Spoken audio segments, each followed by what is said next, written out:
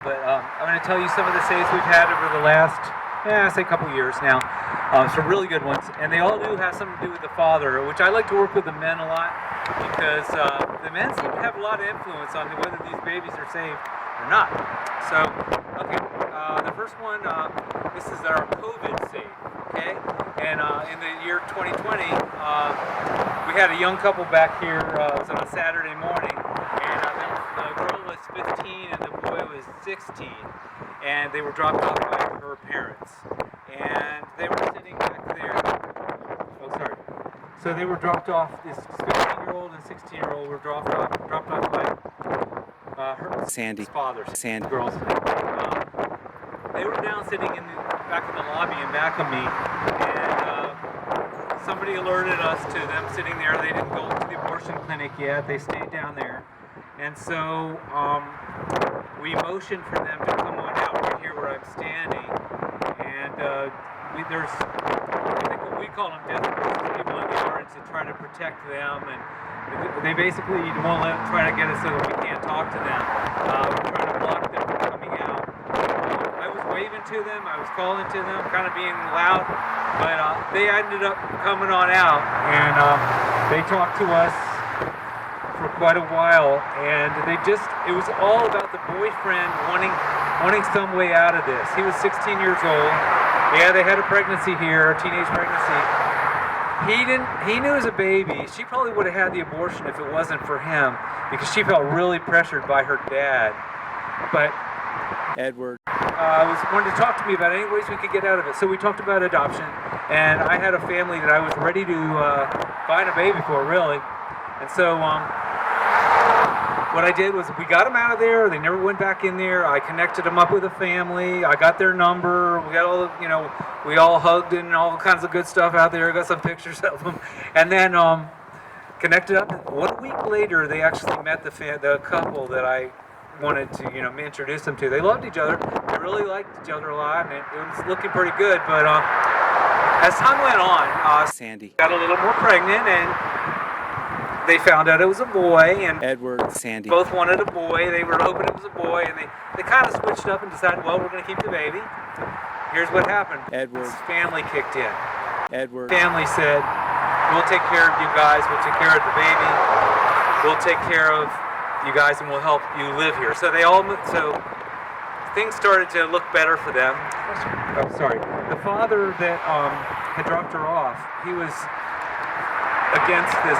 When he found out, he was a little upset about that she didn't have the abortion, but he kind of let that go. But he said, you're on your own now. As the pregnancy went on, he started to look forward to having his first grandson. And I got a picture of him holding the baby when his name's Michael. Little boy was born, and he was like the happiest grandfather you'll ever see. And so that was a really beautiful save. I'm still in touch with this family. They're good friends of mine, Sandy, Edward, and their whole family. They had actually invited me to the 1-year-old birthday party this year, and I had the best time. There was like 30 people there from all their both of their families, some divorces and all that. But they all were together for this one little baby, Michael, and they were like so happy to be there. So it showed the value of one life to a family. It also showed how important the father was in this situation. So they're still doing really good. Okay, the next one, I pulled up here, and the woman, I tried to give her some literature. She rushed into the abortion mill. So I started to talk with the father, and his name was Leroy. Leroy had a little baby, 1-year-old in the back, and he was crying. Not the baby. Leroy. I said, Leroy. I said, what's going on here? Was she going out for an abortion? He goes, yeah, it's my wife, but it's not my baby. She had an affair. We've only been married for 2.5 years. We have this little baby, and we're going to get this. She wants to have this baby aborted. She don't want anybody to know about this affair. And so I started to talk to him a little bit. I said, well, let's get her help. Let's get her out of this. Don't you want to save this baby? He goes, I actually do. He said, I would raise this baby. It's not my baby, but I would forgive her. Nobody knows about this except for you and a couple other people. And he said, I would. But anyways, long story short, she came back and forth. She couldn't decide. She wanted to have the abortion. They drove away. They came back. It was like, wow, she was all over the place. It was a really hard time. Finally, they came back. And, was sitting in the car smoking a cigarette. I said, her name was Candy. Counsel. I said, Candy. let's just go down there and talk to some people who can help you down the road at the Crisis Pregnancy Center. And she said, okay. So she said, okay, let's do it. Okay. So I said, follow me. So they followed me down, and we brought them to the Crisis Pregnancy Center options down the road. And they talked to her, they convinced her, at least keep the baby here, keep the baby. And they were from Front Royal, so they drove all the way back down to Front Royal, and they ended up having, she ended up having her baby. Her name was Susie. And it was amazing. That was an amazing victory there. Okay, I'm sorry for keeping going. Okay, I'll do one more. The last one this one we had was a couple weeks ago. I call this one Honk for Life. Okay, there was a couple that pulled up right in back of me, and they had two little children in the back of their car, and I tried to. Well, there's a bunch of us actually.